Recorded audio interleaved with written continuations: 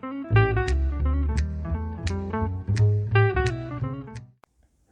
everyone, I'm the Gadget Man with Discovering in Color, and welcome. And today I'm going to do a little gear layout here for my preliminary list of items I'm going to take on the Ouachita Trail. That's going to be in 2 weeks. Going to be heading out there, down there in southeast Oklahoma. And we're actually going to try to finish this 20-mile loop that we kind of got rained out of last year. So let's kind of go over what we've got. We've got some upgrades from last year. A lot of this is upgrades from last year, and there's 1 or 2 items that we actually are going to take from last year. So let's start off with clothing. First thing I'm going to do is, since we got rained out last year, we did upgrade the rain gear. And for a top, I'm bringing this Vertice rain jacket from Zpacks. It's very lightweight, great upgrade from last time when the other jacket I had, the REI jacket, actually wetted through. And for the bottom, we're going to take the Zpacks rain skirt right here. This thing worked great on the AT, and it actually worked pretty good last year for the hike. So that's my rain gear. I have an upgraded pack from last year.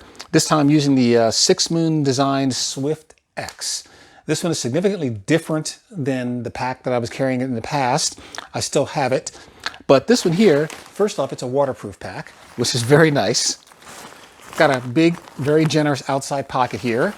It doesn't have a brain. It just has these openings right here, and I like that in a pack now. Pretty much my standard go-to. It does have these nice lines here on each side to hold extra gear with it. 2 side water bottle pockets, 2 front pockets, very generous. This one here has a very unique strapping system though, which is different than what I've ever had before. This is actually a harness system. So as you can see, instead of just having 2 straps that come down and connect, this one actually connects at a couple of different points. The load lifter's on the top, the waistband on the side here, and it's also got another connection point here on the side to help redistribute that waste. And since it is a vest, it's got all kind of neat little pockets and stuff in here that you can kind of store stuff in. And I'll be using this to hold my, I'm actually going to have my Inreach inside of this pocket right here. And it's going to be secured on. And then over here will be my water bottle pocket as well as any other miscellaneous items. So this will be a very interesting upgrade from what I had in the past. Okay, moving on with the pack liner. Even though it's a waterproof pack, I've done a video on this before, but this is a Zpacks. It's actually a travel pouch, which you get, it's an airplane bag. And you can actually, if you're going to travel on an airplane here internationally, you can actually put your entire pack inside of this right here. Has a strap to carry it with. And it can be closed up here with some Velcro things here. And you can even put a little TSA lock on here if you want. Probably won't do very much good, but a little peace of mind that you can have. But this will be used as an inside liner on my pack. And then when we camp, I'll take everything out and the pack will actually go inside of this for storage outside of the area. And that'll keep the pack itself and anything that might be inside dry. Okay, for my water usage this time. Now, at this time of year in southeast Oklahoma, water is pretty plentiful. So what I'm going to do is I'm actually going to bring my smaller Katadyn Befree water filter right here. I'm going to supplement that with a 1 liter flexible bottle, and I'm going to be using smart water bottles to go along with that. So what I do is I carry 1 700 smart bottle, a 1 liter bottle full when I start hiking. This will be empty, and I can supplement that with the Befree as I go along. And what this does is that if we do hit a dry spell and it does get a little bit warmer, we're not expecting that, I have the capability of carrying 1, 2, 2.7, plus another one here. So 3.7 liters of water I have the capability of carrying should I need extra water. My favorite towel I could take here is this Mission towel right here. It's a microfiber towel. Very nice. I usually hang this on my pack, but I can use it for wiping stuff down, or wiping me down, all that kind of good stuff, whatever I need to do on a trail. So this is the one I always carry with me. For electronics, I'm taking this Inreach Mini satellite communicator. I've always taken that. There is some cell phone coverage there, but there's a lot of dead areas also, but this is a good one to kind of let people know what's going on. Also, optionally, I've got a regular GPS here. It's this Garmin 66. I may or may not take this. Kind of depends on what's set up and who's bringing what. So we'll see. Okay, a couple of hygiene items that I'm taking here. Always take my handy dandy little ditty bag here with toothpaste in it and some Motrin and just some really little bit of hand sanitizer. So that's my bag right there. Got a couple Band-Aids in here, so don't carry a whole lot. Something new this trip that I'm taking here is a portable bidet. So this actually fits on the end of a water bottle, and it can be used to clean yourself up afterwards. So that way I don't necessarily have to bring toilet paper. So I have practiced with it, and it does work pretty good. And I highly recommend that you practice with something like this before you just decide to take it on as a full-time gig. As usual, the trusted Swiss Army knife. Gonna bring that with me. It's my little cutting thing right there. For my meals, got a little bit of a different setup than I had before. This is the Evernew Titanium 1.3 liter. I'll be taking this as a pot to boil water with, as well as if I decide to cook in it, I can cook in it. Inside of it, ta-da, here's my handy dandy 450 milliliter Toaks titanium cup. Inside of that, it's got a top. And inside of that, a little cleanup rag here. Okay, all this is just a green scrubby, and I just cut it down to size. And then inside of that is my MSR Pocket Rocket 2. And then all I have to do is carry a fuel canister. Okay, for eating, okay, I've got my titanium spork, excuse me, my titanium spoon. And that's all I carry is just a spoon. I don't carry a spork. Camping all this time, haven't really needed anything to really dig down and grab with, because I do have a knife if I've got to cut, and I've got this spoon right here to eat with. All right, another item I'm bringing. Always like to bring the portable urinal, so that way in the middle of the night, if you got to go, you got something to go into. Oh, and also deuce of spades. I kind of like it. A lot of people use a stick or something like that, you know, for the 1 ounce, or excuse me, for the 0.6 ounces this has. It's just a lot easier to bring this along with you. I have my 6 Moon Designs umbrella. Been carrying these now for about a year or so. It really does complement having regular rain gear, because what you can do is you can put this up when it's raining and you just don't have rain falling on your face or right down in the front.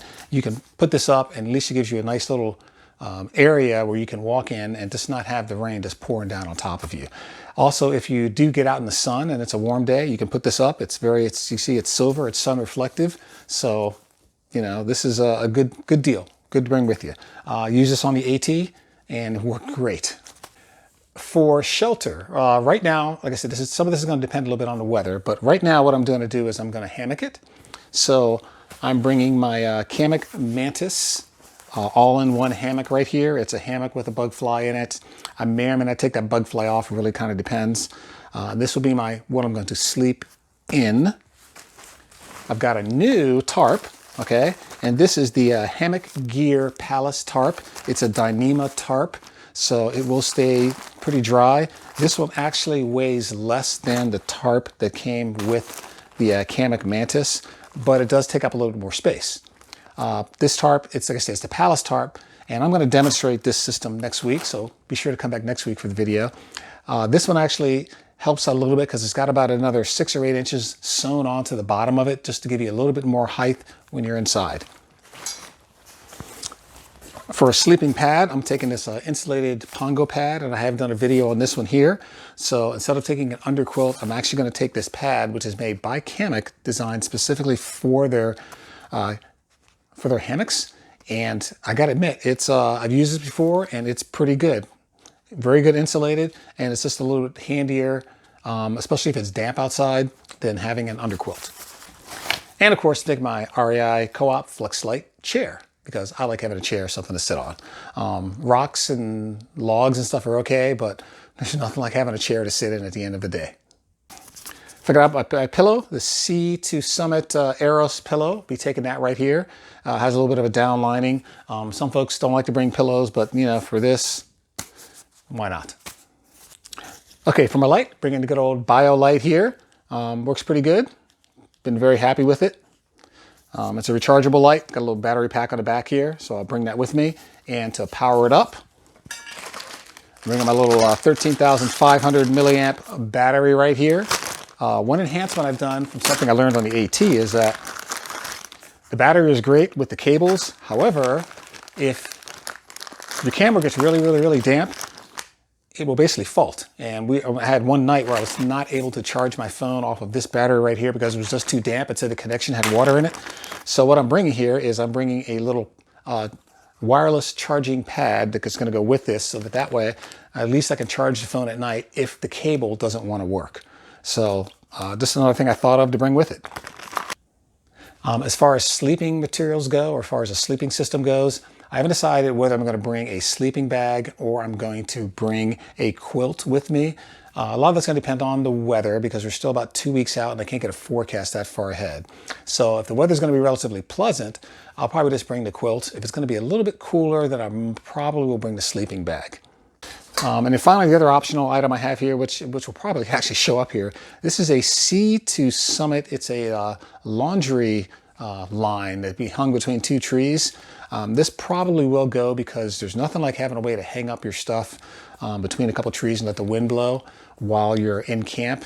Normally I would use the hammock line, but with this large palace tarp right here, it pretty much encompasses the entire hammock because it has doors on it and wind can't flow. So by having this little 1.5 ounce laundry line that I can hang between two trees next to that, will give you the opportunity for air to blow and just kind of air things out when I get to camp. Okay, that's a quick rundown of the gear that I'm taking on this next trail here. It's a 20.5 mile loop. We'll be doing that one here. And that's it, you know. So I'll probably make a couple of modifications because it's 2 weeks out. But this right here is the basic setup that I'm going to be taking on the trail to keep me comfortable. I haven't included clothes in this because I've done a video that talks about clothes. But hey, this is it. So look forward to seeing you on the trail. Everybody have a good time and take care. Like I said, next week, I'm going to do a preview of this Palace Tarp from Hammock Gear. Take care. Bye. See you on the trail.